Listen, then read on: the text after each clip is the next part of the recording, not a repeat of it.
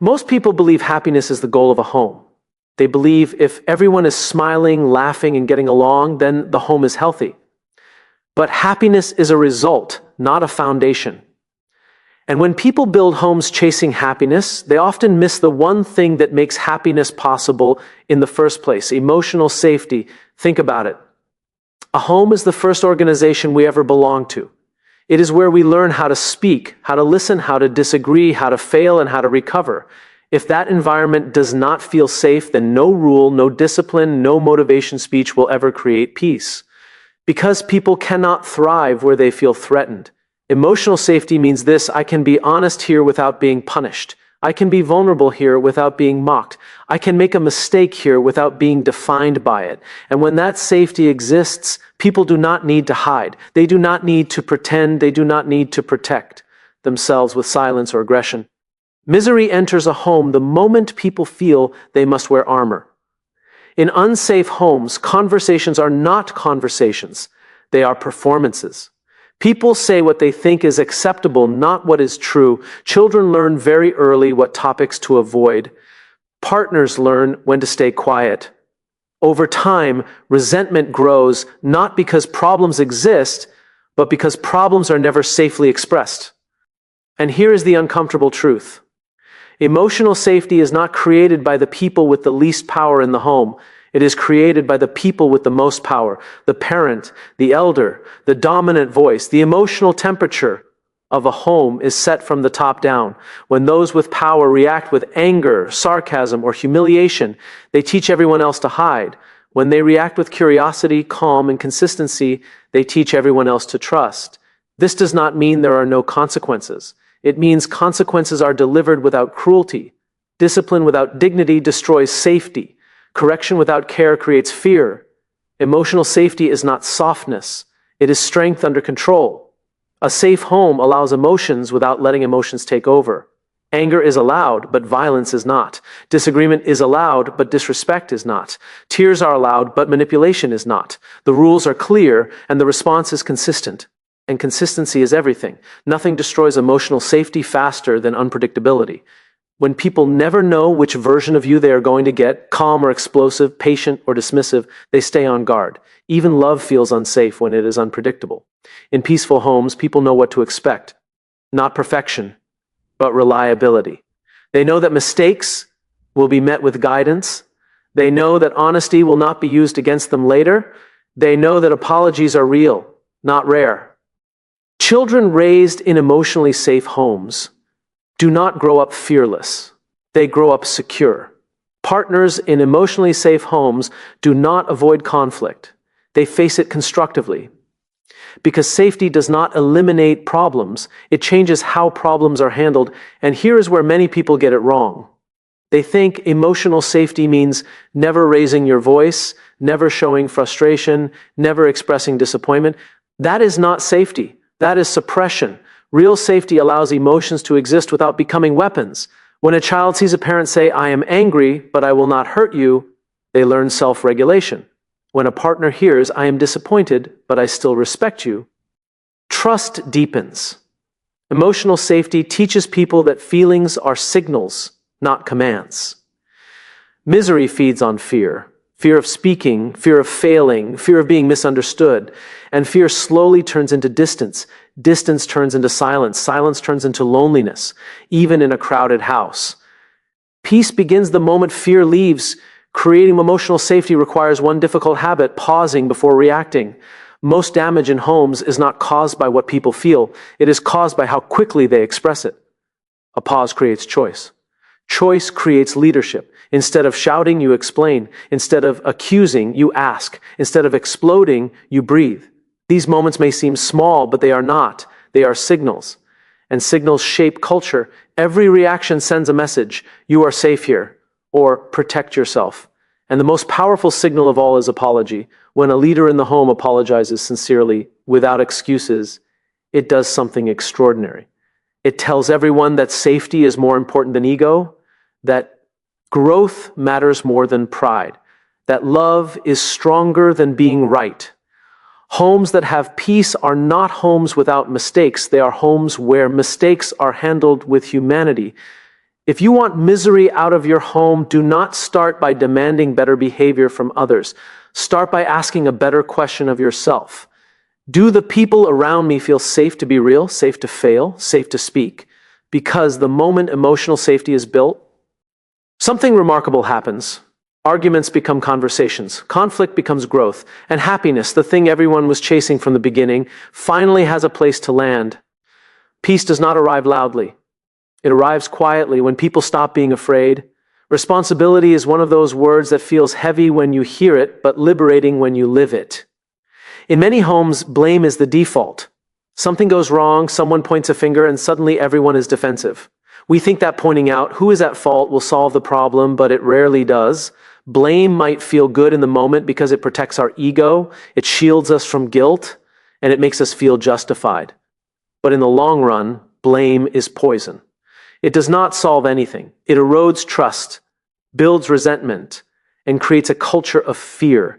Misery thrives where blame is normal. Peace thrives where responsibility is embraced. Responsibility is not about perfection. It is not about carrying the weight of the world or never making mistakes. Responsibility is about asking a different question: what is my role in the situation? Instead of who is at fault. When a parent takes responsibility for a conflict with a child, the child learns accountability. When a partner takes responsibility for a misunderstanding, the relationship deepens. When a family collectively acknowledges that each person contributes to the culture of the home, solutions emerge instead of arguments. Responsibility invites act. Ion. Blame invites stagnation.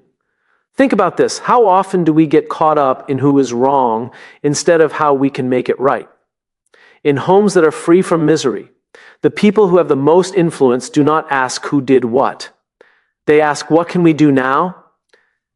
They shift from pointing fingers to extending hands. They choose to create outcomes rather than dwell on mistakes. And this shift is transformative. Children learn that mistakes are not punishments. Partners learn that challenges are opportunities to grow closer. Adults learn that accountability is empowering. Responsibility also requires humility. It is not always easy to admit that we contributed to a problem, especially when emotions are high, and yet humility is what makes peace possible. When a parent admits, "I handled that poorly," the child learns that it is okay to be wrong. When a partner admits, "I could have communicated better," trust deepens.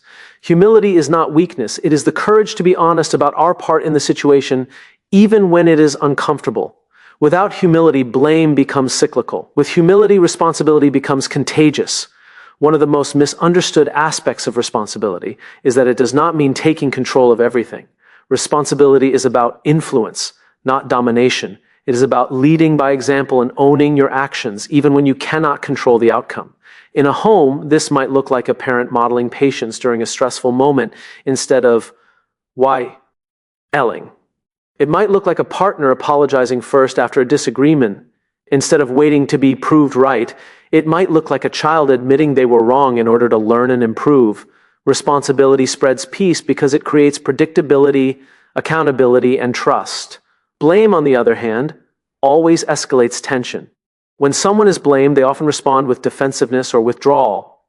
Arguments intensify, walls go up, and everyone loses. Blame is a weapon disguised as accountability. Responsibility is a bridge disguised as action. Misery cannot survive where people are committed to building bridges. Homes where responsibility is practiced intentionally develop a culture where mistakes are opportunities. Conflicts are conversations, and learning is constant. It is important to recognize that responsibility starts with the individual who has the most influence. Often that is the parent or the primary decision maker in the home. If they take responsibility for the atmosphere, for their behavior, and for the way they respond to challenges, the entire home begins to shift. Children emulate the behaviors they see most consistently. Partners respond to patterns rather than perfection. Responsibility is not a demand. It is an invitation to rise to a higher standard of behavior and accountability. Responsibility also requires consistency. Taking responsibility once is not enough. It is a habit that must be built, modeled, and reinforced. When parents TS consistently demonstrate accountability. Children internalize it. When partners consistently choose to own their part in conflicts, the relationship stabilizes. When everyone in the home takes responsibility for their actions, communication becomes more honest, conflicts are resolved more quickly, and peace becomes sustainable. Another aspect of responsibility is proactive care. It is not enough to respond after something goes wrong. Responsibility means anticipating challenges and taking steps to prevent harm. It means checking in with your family before frustration turns into an argument, listening before criticism is spoken, and noticing before resentment grows. This proactive mindset shifts the home from reactive chaos to intentional calm. Misery cannot take root where foresight and accountability exist. Responsibility also allows space for forgiveness. When everyone in a home is committed to owning their actions, mistakes are easier to forgive. Forgiveness is not about ignoring the problem. It is about recognizing that everyone is human, everyone contributes to the home's culture, and everyone has the ability to correct their course. Responsibility creates the conditions for forgiveness to flourish, and forgiveness reinforces trust. Peace and misery cannot coexist in a home where responsibility and forgiveness are present. It is easy to assume that peace will emerge when problems disappear, but the truth is that problems will always exist. Misunderstandings must stack. And disagreements are inevitable. Peace is not the absence of problems, it is the presence of responsibility. Peace is when everyone in the home owns their part in creating a healthy environment. Peace is when accountability is a habit, not a threat. Peace is when actions, not words, define the culture. When you embrace responsibility in your home, the impact extends beyond the walls of your house. Children who learn accountability carry it into school, friendships, and eventually their own homes. Partners who practice responsibility strengthen relationships, careers, and communities. Adults who lead with accountability inspire trust, respect, and collaboration everywhere they go. Responsibility is contagious, and when it is present in a home, it becomes a ripple effect that touches everyone connected to it. So, if you want to keep misery out of your home, start with responsibility. Stop asking, who is to blame? Start asking, what is my role and what can I do now? Stop reacting defensively. Start responding with humility. Stop pointing fingers. Start extending hands. Misery cannot survive in an environment where accountability is expected, modeled, and celebrated. Peace cannot exist where blame dominates. Responsibility is not always comfortable. It requires courage, reflection, and patience. It demands that we look in the mirror first before criticizing others. It asks that we act with integrity, even when it is inconvenient. But the reward is immeasurable. Homes that embrace responsibility are homes where trust grows, relationships deepen, and harmony is more than a dream. It becomes a lived reality. Ultimately, responsibility is the second rule of a peaceful home. It is the rule that transforms challenges into opportunities, mistakes into lessons, and conflicts into growth. It is the rule that ensures misery has no place to live, because accountability leaves no room for fear or resentment. When everyone takes responsibility for themselves and their part in the home's life, the home becomes a sanctuary, a place where peace is not fragile, but enduring, and where misery cannot take root. Responsibility is not about being right. It is about doing what is right. And in that simple distinction lies the key to keeping misery out and letting peace thrive. Communication is one of the most powerful forces in a home, and yet it is also one of the most misunderstood. Most people think communication is about expressing their thoughts, proving a point, or winning an argument.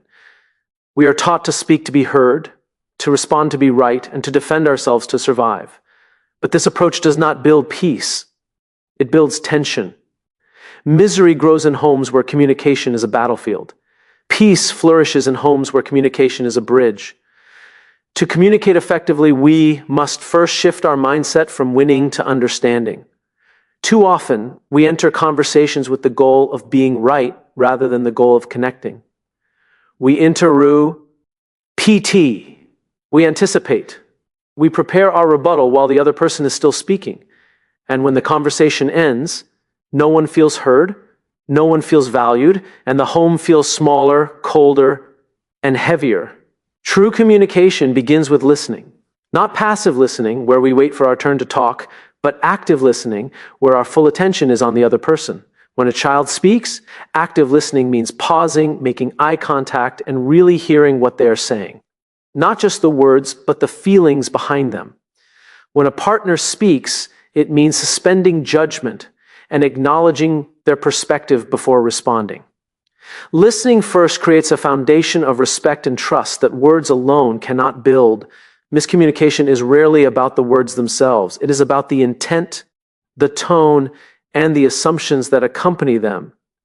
In homes where misery thrives, people assume the worst. A simple question or comment is interpreted as criticism or attack. Emotions escalate, arguments ignite, and silence eventually fills the gaps.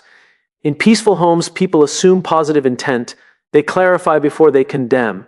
They ask questions instead of making accusations. This small shift, choosing understanding over judgment, changes the energy of every interaction. Another critical aspect of communication is the pause.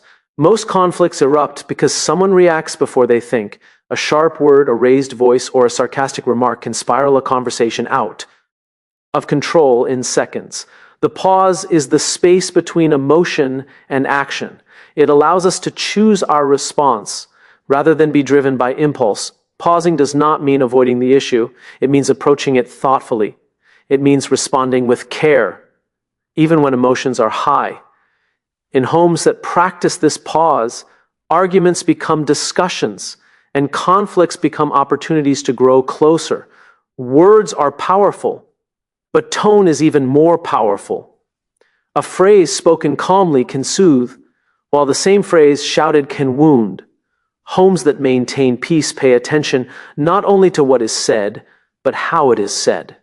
They model the difference between firmness and aggression, between urgency and panic, between disagreement and disrespect.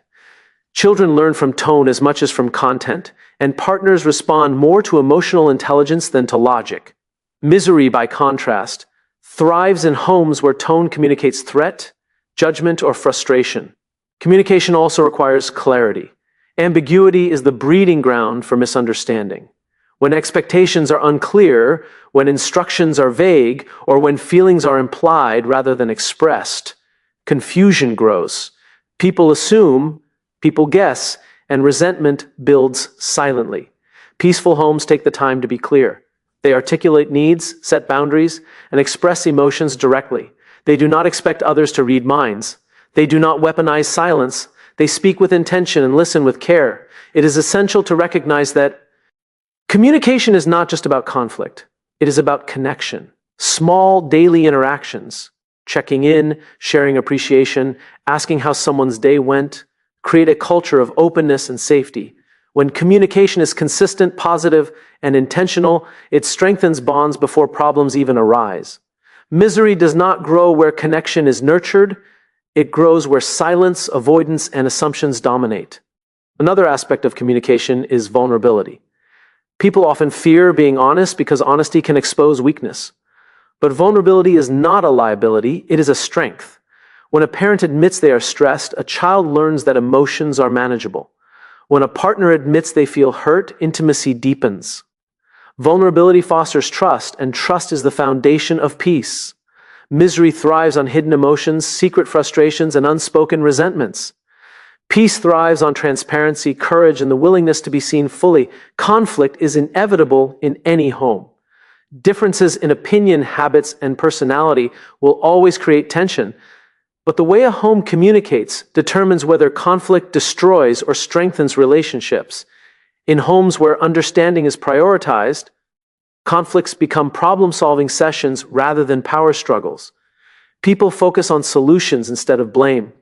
They ask questions instead of making accusations. They listen deeply before responding. They seek to understand before they seek to be understood.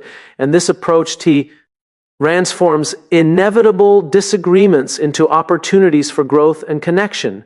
Feedback is another critical element. Many people fear giving or receiving feedback because they associate it with criticism or punishment.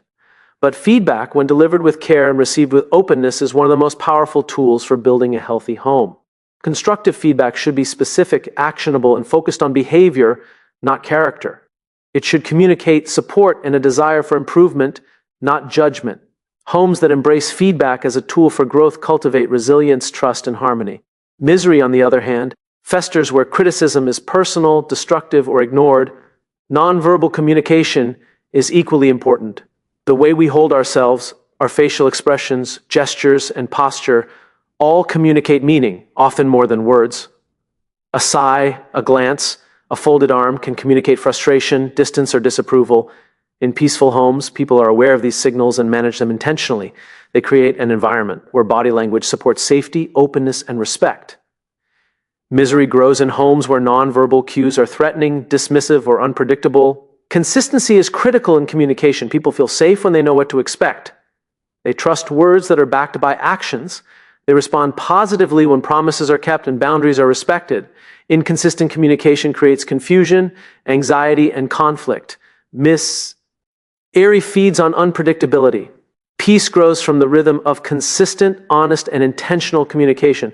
Finally, communication in a peaceful home is intentional, not reactive. Words are chosen to build, connect, and clarify. They are not chosen to punish, dominate, or prove superiority. People take responsibility for the impact of their words. They think before they speak. They listen before they respond. They prioritize connection over correctness. And when communication is practiced this way, peace is not just a fleeting moment. It becomes the culture of the home. If you want to keep misery out of your home, you cannot settle for surface-level conversations. You cannot communicate just to be heard. You must communicate to understand. You must listen more than you speak. You must pause before reacting. You must choose words that build trust, tone that conveys safety, and clarity that eliminates confusion. You must model vulnerability, give constructive feedback, and manage nonverbal cues. You must be consistent, intentional, and focused on connection. When communication is done this way, something remarkable happens. Arguments decrease, tension eases, trust deepens, children feel heard, partners feel valued, adults feel supported. Misery loses its foothold because misunderstandings are minimized, assumptions are corrected, and connection is prioritized over ego. Peace does not just appear, it is created, reinforced, and maintained through communication that is purposeful, thoughtful, and kind. The third rule for keeping misery out of your home is simple in words, but profound in practice. Communicate to understand, not to win. It is a rule that challenges us to pause, to listen, to reflect, and to speak with intention.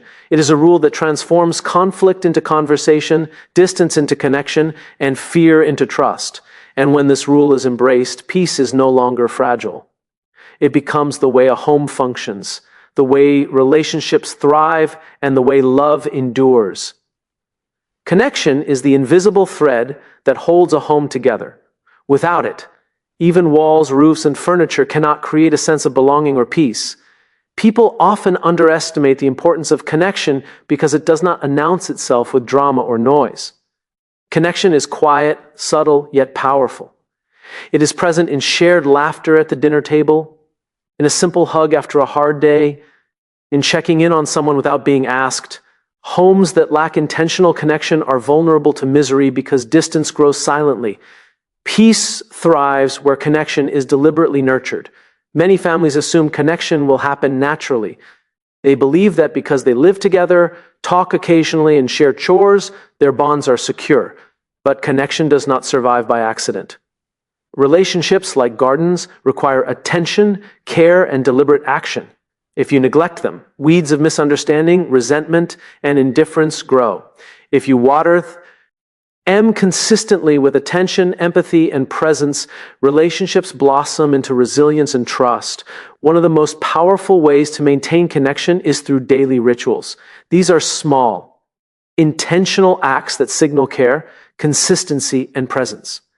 It might be having dinner together at the same time every day. It might be a morning check-in, a nightly reflection, or a weekly walk where phones are left behind. Rituals are anchors. They create rhythm in the chaos of life. They tell every member of the home that they are seen, valued, and remembered. When rituals are neglected, disconnection begins slowly, almost imperceptibly, until misery finds a foothold. Connection also requires attention. We live in an age of distractions. Phones, screens, work, social media. Even when we are physically present, we can be mentally absent. True connection requires that we show up fully. That means listening actively, observing without judgment, and responding with empathy. A conversation where one person is distracted or checking their phone is not connection. It is a missed opportunity. Over time, these small misses accumulate into distance, and what could have been a sanctuary becomes a place of tension. Intentional connection also means expressing appreciation. It is easy to focus on problems, corrections, and complaints, but what sustains peace is noticing what is going well and acknowledging it. A simple thank you, I appreciate you, or I am proud of you is a powerful signal.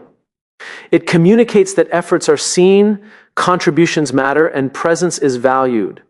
When people feel appreciated, they are more cooperative, more patient, and more willing to give. Misery thrives on neglect. Peace thrives on acknowledgement. Connection is not just about positive moments. It is about navigating challenges together. Life is full of stress, disappointment, and conflict. Homes that maintain connection during these moments do so because they prioritize the bond over being right or winning an argument. They use rituals, empathy, and deliberate presence to stay connected even when emotions are high. In such homes, children learn resilience, partners learn intimacy, adults learn that relationships can survive difficulty. When connection is prioritized, challenges become shared experiences rather than isolating events. Another aspect of connection is shared purpose. People feel connected when they are moving toward a common goal or living according to shared values. Families that define what matters most, kindness, respect, curiosity, or faith, create alignment that reduces friction. Misery often arises when people act at cross purposes, when actions are inconsistent with values, or when priorities clash. Peace emerges when people know why they act, what they stand for, and how their efforts contribute to the well-being of the household. Shared purpose creates cohesion. Connection strengthens it. Physical touch and presence are also vital components. A hug, a pat on the back, holding hands, sitting close together, all of these small acts release chemicals in the brain that foster trust, calm, and safety. When physical connection is absent, emotional distance grows. When it is present consistently, emotional resilience strengthens. Children who are touched, comforted, and reassured feel secure. Partners who maintain physical intimacy feel valued and understood. Adults who practice small gestures of care feel more bonded. Connection is not just emotional, it is physiological. Connection also requires vulnerability. People cannot connect deeply if they are hiding parts of themselves. Being seen as you truly are, flawed, human, and imperfect, builds intimacy. Vulnerability invites trust. When parents share their struggles with honesty, children learn that it is safe to feel, fail, and grow. When partners share fears, disappointments, and dreams, the relationship deepens. Vulnerability is not weakness, it is the key that unlocks authentic connection. Misery cannot thrive where vulnerability is welcomed and supported. Consistency is perhaps the most overlooked element. Connection cannot be a one-time effort. It must be maintained daily, reinforced through habits, and renewed through attention. Inconsistent connection, occasional attention, sporadic appreciation, intermittent presence creates uncertainty. People feel unsure if they are valued, which breeds insecurity and tension.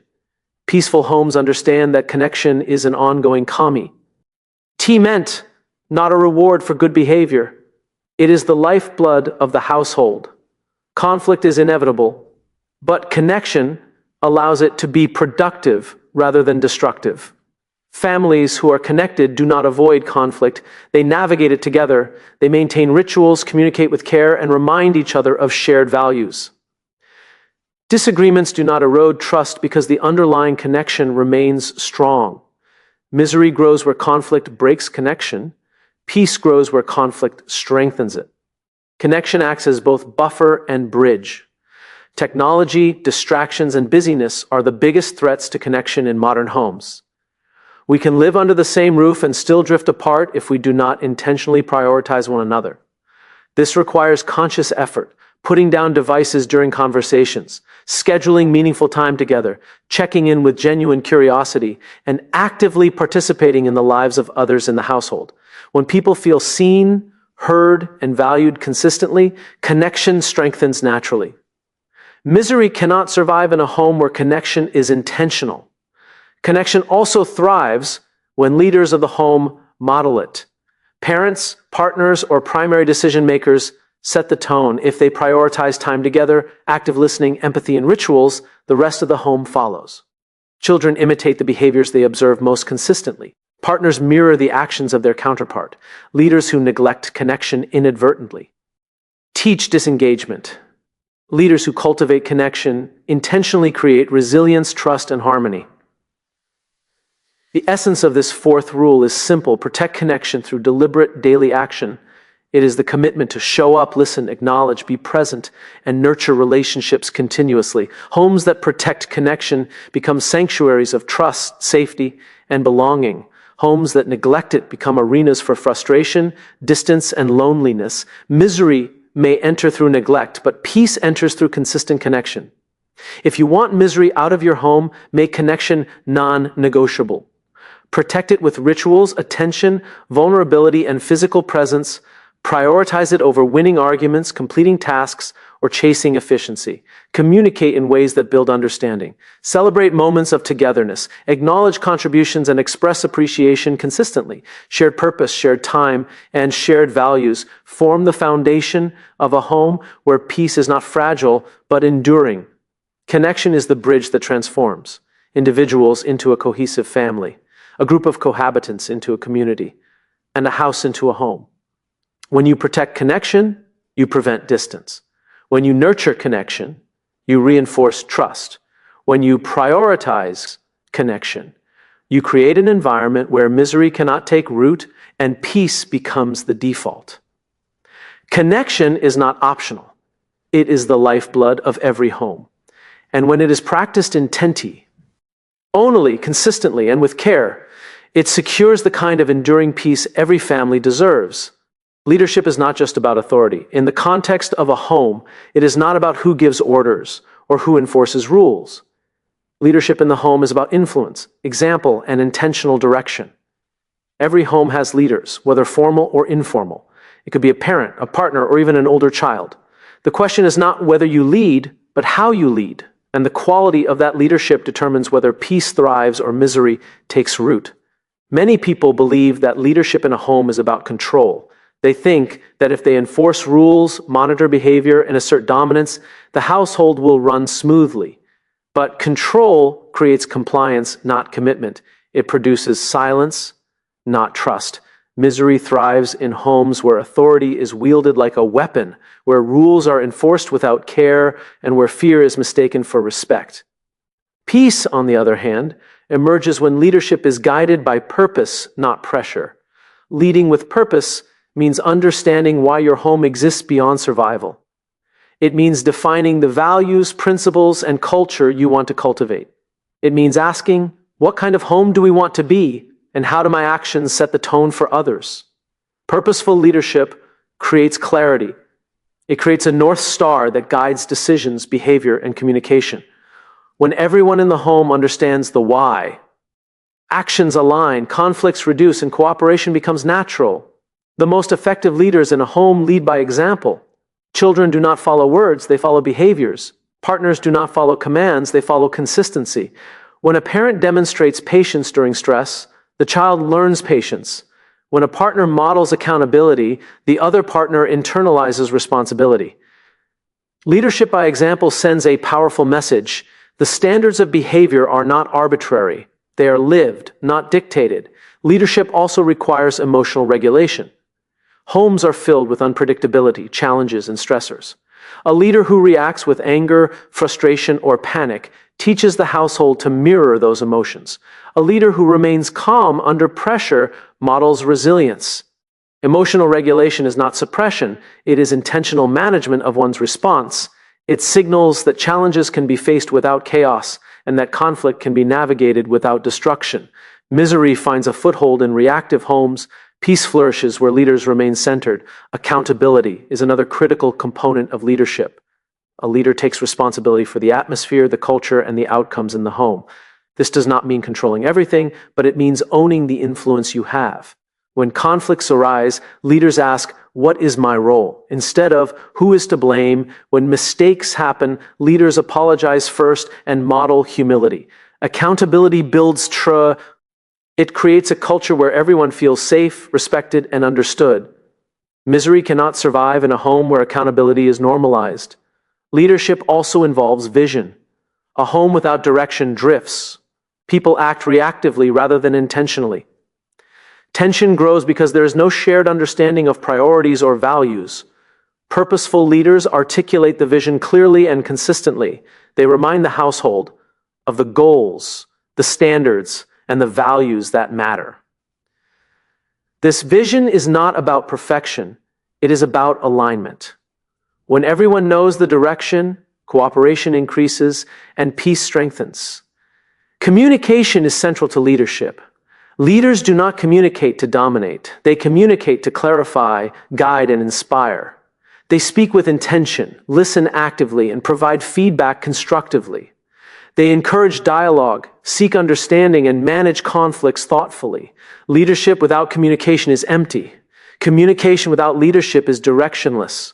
Together, they create an environment where people feel seen, heard, and valued, which is the foundation of lasting peace. A strong leader also cultivates resilience. Life is unpredictable. Stress, setbacks, and mistakes are inevitable. Leaders in peaceful homes teach the household how to handle adversity without fear. They model problem-solving, optimism, and perseverance. They provide support without enabling dependency. Resilient leadership reduces anxiety, increases confidence, and prevents misery from taking root when challenges arise. Another aspect of leadership is creating opportunities for growth. Leaders do not merely maintain order, they inspire development. They encourage children to learn, partners to expand, and adults to reflect. They ask challenging questions, provide constructive feedback, and create an environment where mistakes are learning opportunities. Growth-oriented leadership strengthens the home because it transforms challenges into progress rather than tension. Misery thrives where stagnation rules.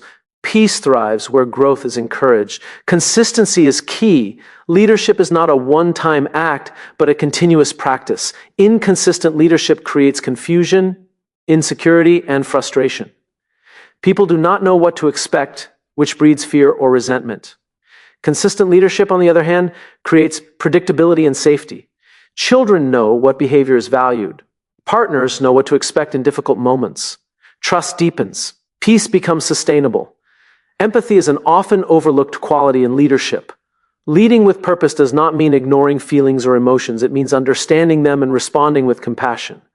Leaders who empathize validate experiences, acknowledge emotions, and foster connection. Empathetic leadership reduces conflict and builds bonds. Misery cannot flourish where people feel seen, heard, and understood. Leadership in the home is also about boundaries. Leaders define what is acceptable and what is not. Boundaries are not restrictive, they are protective. They create a framework where people can thrive safely. Boundaries communicate respect for self and others. When boundaries are enforced consistently, they cultivate accountability, respect, and security. Misery grows where boundaries are unclear or ignored. Peace grows where boundaries are clearly defined and lovingly maintained. The final dimension of leadership is courage. Courage to admit mistakes, courage to apologize, courage to have difficult conversations, and courage to make decisions in the face of uncertainty.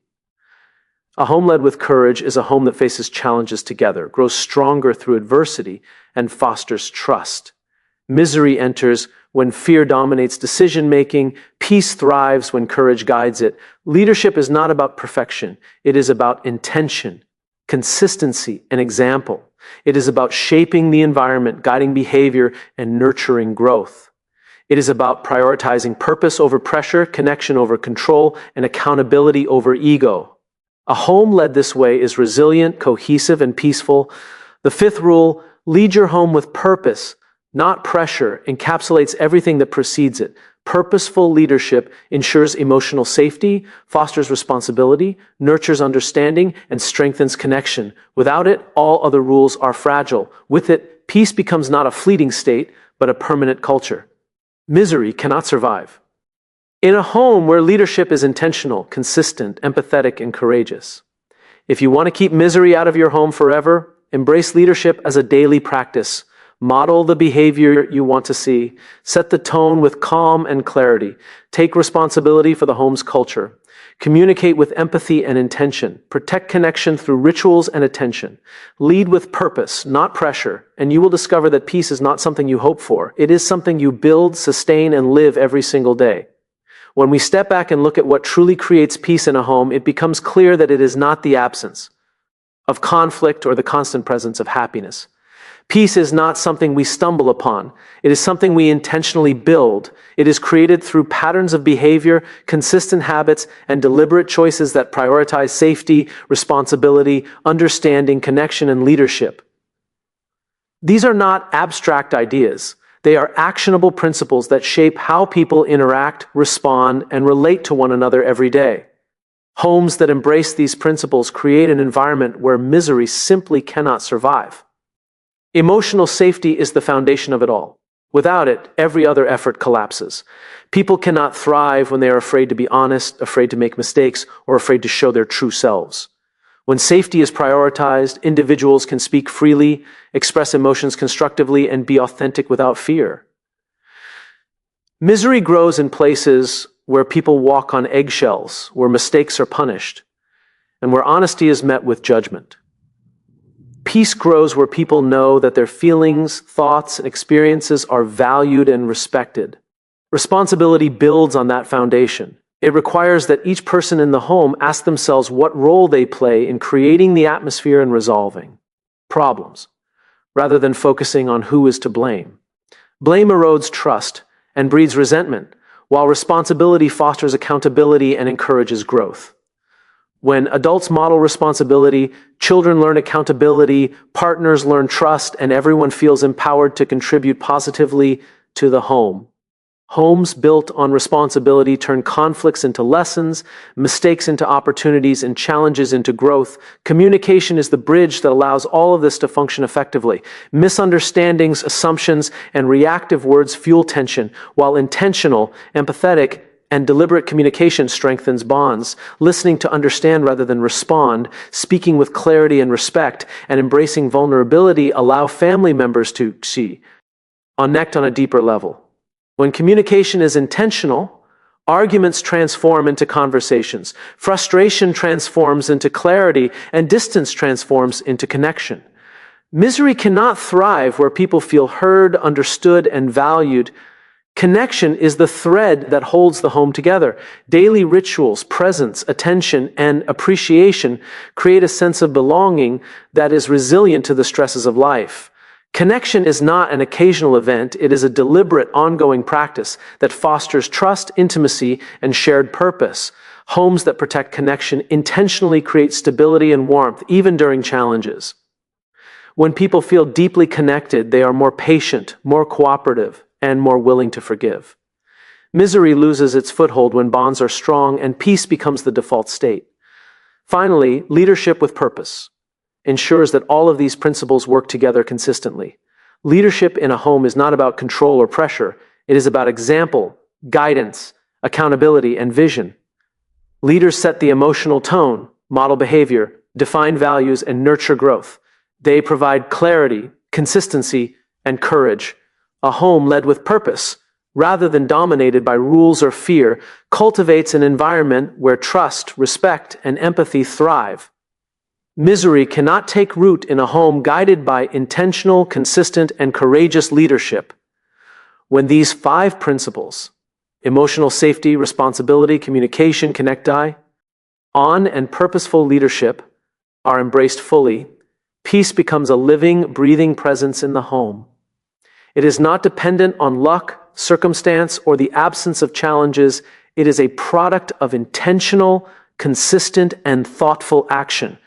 Misery cannot survive where safety is prioritized, responsibility is embraced, understanding is cultivated, connection is protected, and leadership is purposeful. Peace is not something we wait for, it is something we build every day.